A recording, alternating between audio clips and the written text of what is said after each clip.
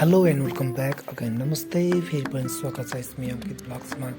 आज चाहिँ म नेताहरूले कस्तो गर्दैछन् के भन्छ अरे अहिले भोट माग्ने चलन चाहिँ फर्क्यो, अहिले परिवर्तन भएको छ। म यसो हेर्न गइरहेको छु कस्तो तरिकाले भोट माग्दैछ, हेरौँ मसँग आउनु है त हेरौँ। गरेको थियो भने 99% म राजनीतिमा लाग्दैन। जिन्दगीमा केही भएर कुनै कारणवश राजनीतिमा नै लाग्नु पर्यो भने लाग्छु, त्यो चान्स चाहिँ 1% छ भनेको 1% ले जित्छ।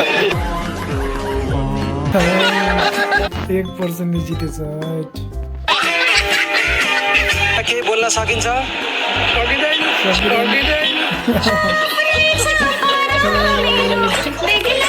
बुढा त कडा रहेछ क्या, बोल्न सकिन्छ भनेको सकिँदैन भने भोटसँग सम्बन्धित कुरा गर्छ भनेरै होला।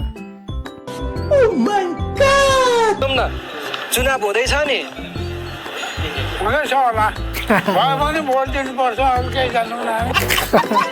पहिला चाहिँ भोट माग्नेको तरिका कस्तो थियो भने तपाईँलाई फ्री टिकट फ्री भिसा विदेश पठाइदिन्छु भन्छ। विदेश पठाएर पनि देश विकास हुन्छ त? हुँदैन नि। हेरौँ है त। पनि फ्री भिजा फ्री टिकटको यसरी कुरा मात्र गरिरहन्। मलेसिया जानलाई कसैले मलाई अलिकति कोटा दिन्छु भनेको छ, फ्री भिजा फ्री टिकटको। राजाजी हेलिकप्टर चढेर आउन सक्ने उम्मेदवारलाई मात्र भोट दिन भनिन्। विदेश कोटा दिन्छु रे, आफूले मिलाएर कोटा दिन्छु भनेर हो त? देशको सबै नेपालीहरू विदेश जाने, अरू देशको गुलाम गर्ने, गुलाम बन्न पर्ने अनि बस्न पर्ने अस्थायी रूपमा, त्यो राम्रो होइन नि त। देश विकास गर्छु म, देशमा केही गर्छु भन्ने काम पो राम्रो हो त। त्यही भएर जेनजीले कुट्या, त्यही भएर पनि हो। जेनजीले किन कुट्यो, किन पिटेर लट्यो भन्ने कुरा घर जलाउनुको कारण यिनीहरूको छोरा चाहिँ 50 लाखको युरोपमा गयो घुम्ने, आउन पाउने, अनि शेरबहादुरको छोराछोरी जाने, विदेश जाने, बस्ने, घुम्ने।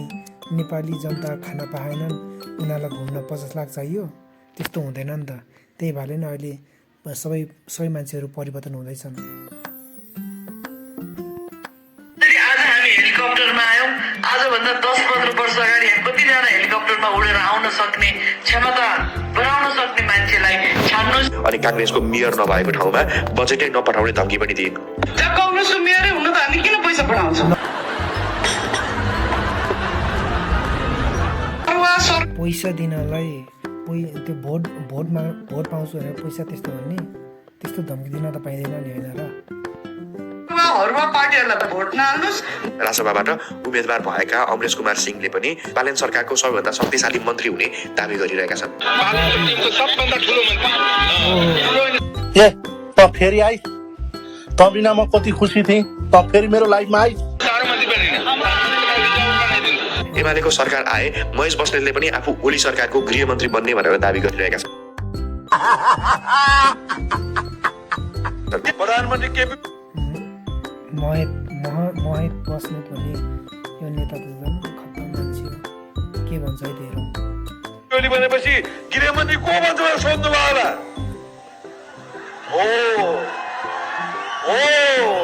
मै भन्छु। अनि यस्तै रुकुम पुगेर प्रचण्ड मयूर नाच्दैछन्। अनि नुवाकोट 2 मा राजसभाका अच्युतम लामिछानेको शैली हेर्नुहोस्। उनी मतदाताको खुट्टा ढोक्दै यसरी भोट मागिरहेका छन्। मजा नहीं आ रहा है। नयाँ तरिकाले भोट माग्ने तरिका परिवर्तन भयो। पहिला अरूको घरमा नमस्कार गरेर गरिन्थ्यो भने अहिले चाहिँ खुट्टा ढोकेर भोट माग्ने चलन आयो। जेनजीले आन्दोलन गर्यो, आन्दोलनपछि सबै सखा भयो, देशै अधकल्चो अवस्थामा पुग्यो। अहिले नेताहरू ढोग्न परेछ। यो ढोग्नु कारण पहिला गल्ती भएको भयो। पुरानो दलका उम्मेदवारहरू होस् वा नयाँ, 20 वर्ष पहिले वा अहिले, यसरी निर्वाचनभरि नेताहरूको विभिन्न चटक। फेरि यो उसको छुट्टै कहानी छ। अभी मजा आएगा ना भिडो। पत्रकारको नौटंकी देखिने नै छ। अब चुनावभरि कहिले देखान नपर्ने नेताहरू देखिनेछन्। भए नभएको साइनो लगाउनेछन्, भोट माग्नेछन्। र यो शैली नेपाल र भारत जस्तो देशहरूमा एकदमै प्रचलित छ। जस्तो राजस्थानको एउटा कलेजको विद्यार्थी निर्वाचनमा देखिएको यो दृश्य हेर्नुहोस्।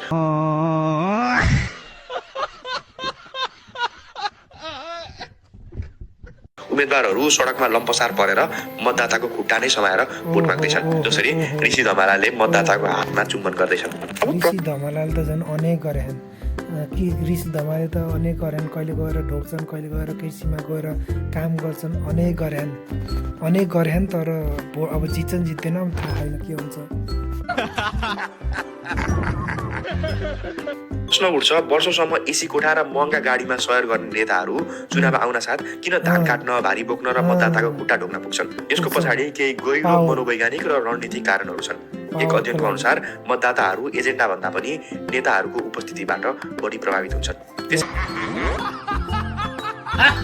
गरी यो अध्ययन अनुसार दक्षिण एसिया, विशेष गरी भारत र नेपालसँग मिल्दोजुल्दो समाजमा नेताहरू कसरी युवाहरू र मतदाताको बीचमा उपस्थित भएर आफ्नो प्रभाव जमाउँछन् भन्ने भोट माग्नको लागि धान काट्ने वा जनतासँगै बस्ने जस्ता कार्यहरूलाई यसले पर्फर्मेटिभ पोलिटिक्सको रूपमा व्याख्या गरेको छ। खत्म, बाय बाय। नेताहरू धान काटेर, भारी बोकेर, चिनी पकाएर वा उखु काटेर मतदाताहरूसँगको क्लास ग्याप अर्थात् वर्गीय दूरी मेटाउने कोसिस गर्छन्। म तिमीहरू भन्दा bye bye, tata, good bye, गया।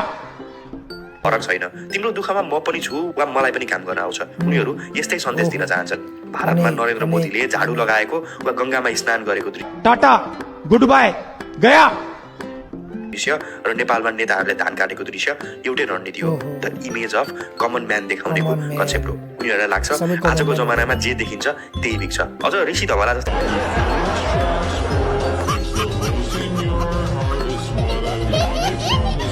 पात्रहरूलाई त राम्रोसँग थाहा छ कि एउटा लामो र गम्भीर राजनीतिक भाषण भन्दा उखु काटेको वा रोएको भिडियो छिटो भाइरल हुन्छ। यो मतदाताको दिमाग त्यही भएर ऋषि धमाला रोएको, त्यही भएर ऋषि धमाला त धेरै अलि ऊ भएको छ नि मिडियामा।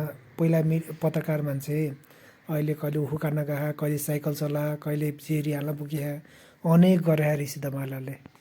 एक प्रकारको सब्लिमिनल छाप छोड्ने डिजिटल अस्त्र। अनि अझ जब कुनै नेतासँग बेरोजगारी, महँगी वा भ्रष्टाचार जस्ता जटिल प्रश्नको उत्तर हुँदैन, तब उनीहरू सेन्टिमेन्टल कार्ड खेल्न थाल्छन्। खुट्टा ढोक्नु, रुनु वा आत्मदाहको कुरा गर्नु मतदाताहरूलाई भावनात्मक रूपमा कमजोर बनाउने रणनीति हो। अनेक गर्छन् होइन। अब भावी प्रधानमन्त्री को बन्छ थाहा छैन, तपाईँहरू कमेन्ट गर्नुहोस्। अब को बन्न सक्छ प्रधानमन्त्री नेपालको? अब फागुनको 21 गते चुनाव हुँदैछ, तपाईँ कसलाई भोट हाल्नुहुन्छ, कसलाई सपोर्ट गर्नुहुन्छ, कमेन्ट गर्नुहोस्। प्रधानमन्त्री को बन्न सक्छ? Who is the future prime minister of Nepal? तपाईँ भन्नुहोस् कि को बन्न सक्छ प्रधानमन्त्री। यति भन्दा यो भिडियो यहीँ अन्त्य गर्न। Thank you so much for watching. Bye by.